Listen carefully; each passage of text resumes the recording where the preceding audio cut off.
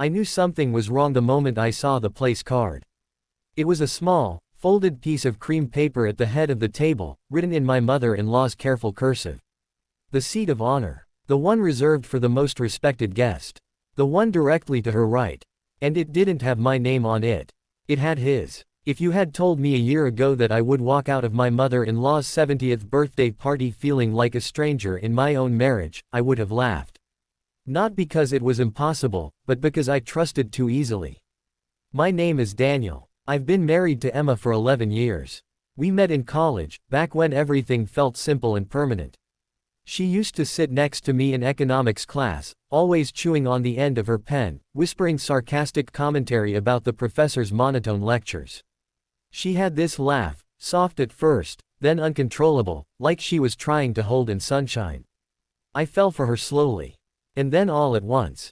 Emma wasn't just my wife. She was my best friend. The person I called when I got promoted. The person I held when my father passed away. The only person who knew how anxious I got before big presentations. She used to squeeze my hand under the table and whisper, "You've got this. I'm here." And I believed her. Her mother, Carol, was a different story. Carol had always been polite to me. Measured. Observing. The kind of woman who complimented you in a way that felt like she was grading you. Daniel is very reliable, she would say to her friends, smiling thinly.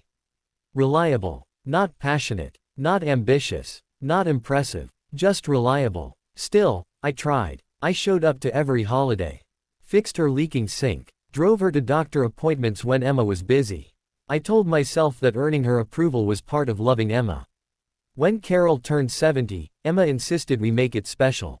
She deserves something beautiful, Emma said one night while scrolling through venue options on her phone. A private room, candles, the whole family. I want her to feel celebrated. I agreed immediately. I even paid the deposit for the restaurant without hesitation.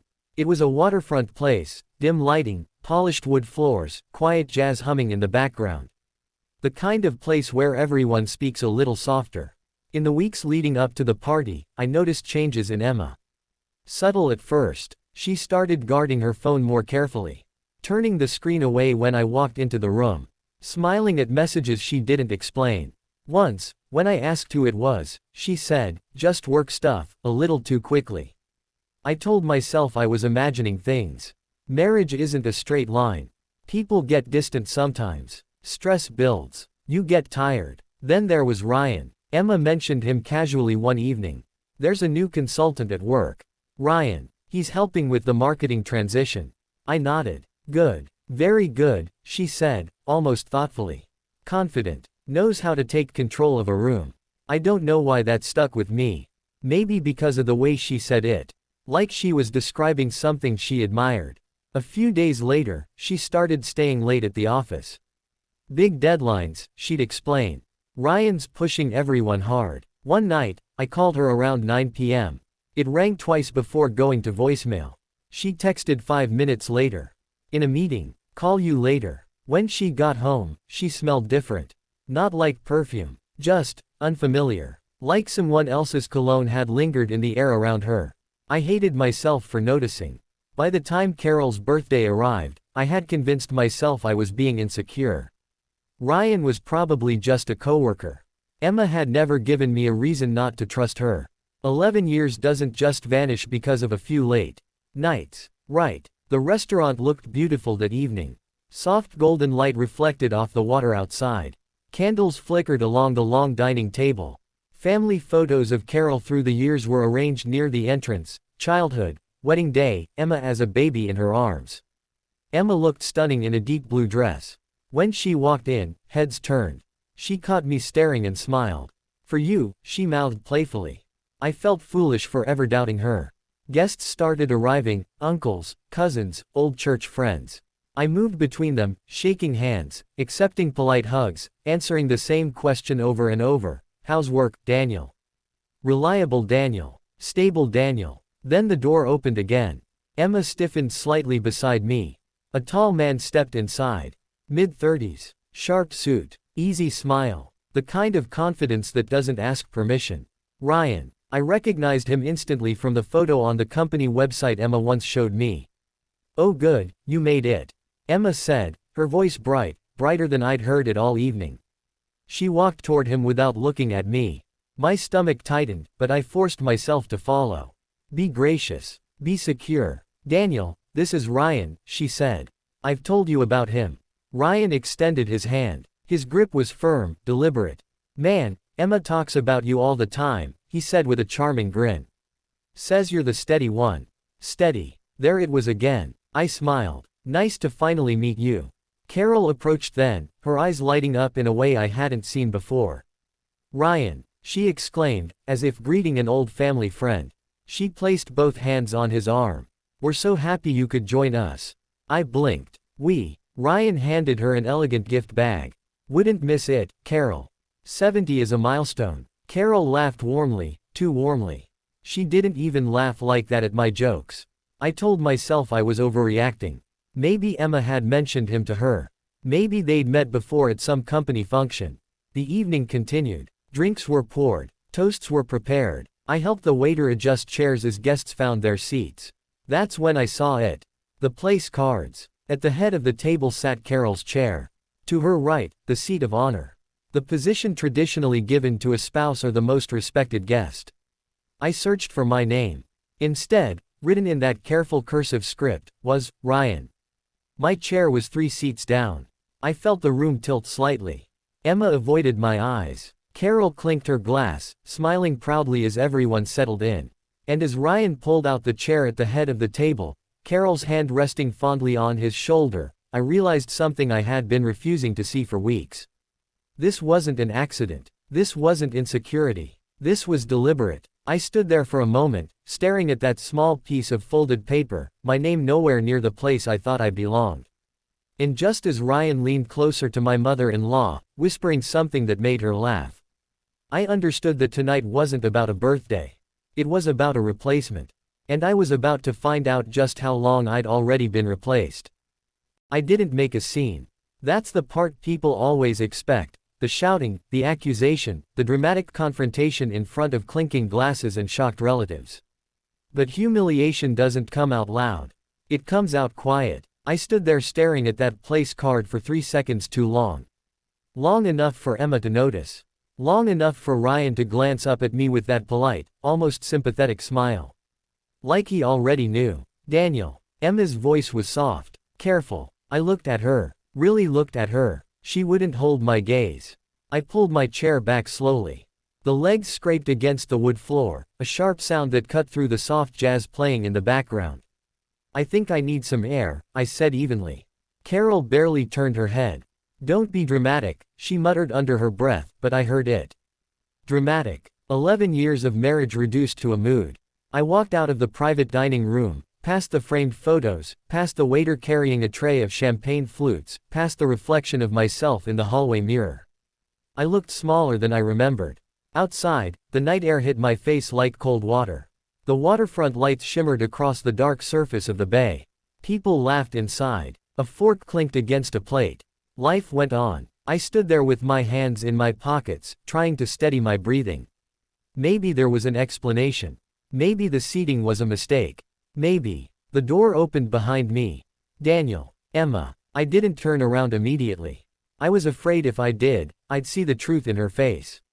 What are you doing? She asked quietly. Everyone's waiting. For what? I said. For me to clap while your coworker sits at the head of the table. It's not like that. I finally faced her. Then tell me what it's like. Her eyes were glossy, but not from surprise. From anticipation. Like she knew this conversation was coming and had rehearsed it. She likes him, Emma said carefully. He's been helping a lot with her charity events. He's been around. Been around, I repeated. You've been busy, she added quickly. You're always working. I stared at her. I paid for this party. That's not fair. No, I said, my voice steady now. What's not fair is finding out my place in this family from a name card. She crossed her arms, not defensive, but protective. Of herself. Ryan makes Mom feel seen, she said. He listens to her ideas. He shows up. I show up, I said. You show up physically, she replied before she could stop herself. The words hung between us. Physically. I felt something inside my chest shift, not explode, not shatter, Just, shift. Is there something you want to tell me? I asked. Silence. Not confusion. Not outrage. Silence. The door opened again. Ryan stepped outside, as if on cue. He looked between us, then at Emma. Everything okay? He asked gently. Gently. Emma wiped under her eye quickly. We're fine. Ryan nodded slowly but didn't leave. He stayed just close enough to signal presence. Support. Territory. I studied him then, not as a rival, not as an enemy, but as a man. Confident. Relaxed. Certain of something. Did you know? I asked him calmly. He didn't pretend not to understand. I didn't plan the seating, he said. Smooth. Controlled. That wasn't what I meant. But it was the answer he chose. Carol's laughter echoed faintly from inside. Emma looked exhausted now. Not guilty. Just tired. I didn't want it to happen like this, she whispered. There it was. Not denial. Not anger. Regret. How long? I asked. She swallowed. Daniel. How long? I repeated, softer. Ryan looked away first. Emma's voice barely carried over the wind. A few months. A few months. While I was fixing Carol's sink. While I was sitting alone at dinner tables waiting for her to come home. While I was defending her to myself. Did you love him? I asked, surprising myself with the question. Emma hesitated. Yes. The word didn't hit like a punch. It landed like weight. Heavy. Final. I never meant to hurt you, she said, stepping closer. You're a good man. You've always been good. Reliable. Steady. Good. I almost laughed. Why didn't you just tell me? I asked. She looked toward the window, where her mother sat glowing at the head of the table. I didn't want to be the villain, she admitted. Ryan placed a hand lightly on her back. Familiar. Comfortable. That told me everything I needed to know. This wasn't new. This wasn't confusion. This was already a decision. I think, I said slowly, that you stopped being my wife a long time ago. Tears slid down her cheeks now, but she didn't deny it. Inside, someone started clapping. Carol must have begun her birthday speech. Ryan squeezed Emma's shoulder. They're waiting, he murmured. Not for me. For them. I took a step back. Go, I said. Emma hesitated for half a second. Then she turned and walked inside with him. Together. The door closed. Through the glass, I could see Carol raise her glass toward Ryan, smiling proudly. Emma sat beside him now, closer than professional distance allowed. Their shoulders touched. I waited for anger to come. It didn't. Just clarity. I pulled out my phone and opened my messages with Emma. 11 years of photos, trips, jokes. On my way home. Miss you. Proud of you. I typed 3 words. We need space. Then I deleted it. No. I typed something else. I'll have my lawyer contact you. My thumb hovered over the screen. This wasn't revenge. It wasn't punishment. It was acceptance. I pressed send. Inside, Carol was finishing her toast. To new beginnings, I heard faintly through the glass. New beginnings. I looked at the reflection in the window one last time. For the first time in months, I didn't feel confused. I felt awake. I turned away from the lights, from the music, from the table where I no longer had a seat. And I walked into the dark, knowing that the next chapter of my life had just begun.